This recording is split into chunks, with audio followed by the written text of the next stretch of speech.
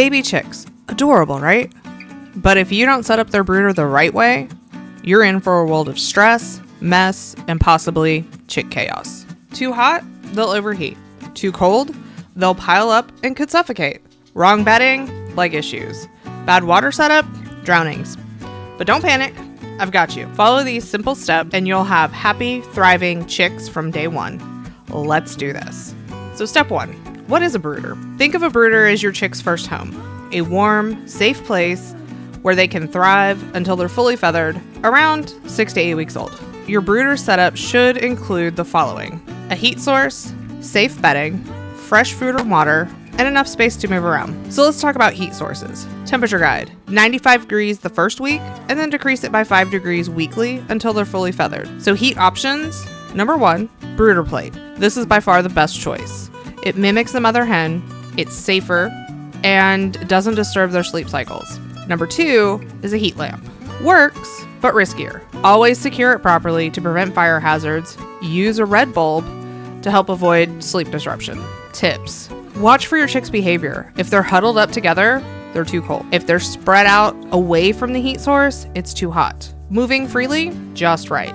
Step 3, bedding choices. Best options: pine shavings and hemp bedding.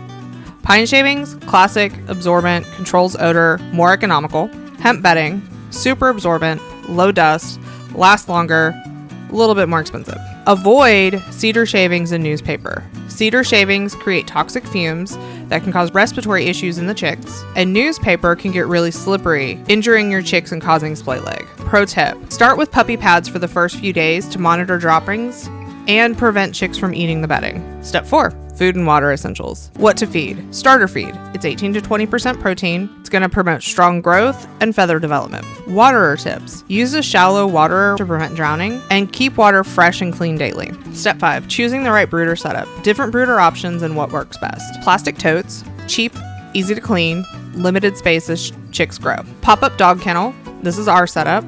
Spacious, portable, easy to store. Bonus: our dogs bond with the chicks instead of chasing them. A DIY wooden box, customizable size, harder to clean, and you gotta build it. Or a store-bought brooder, ready to use for beginners, but can get expensive.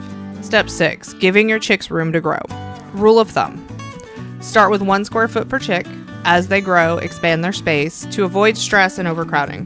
Final thoughts: a proper brooder setup makes all the difference.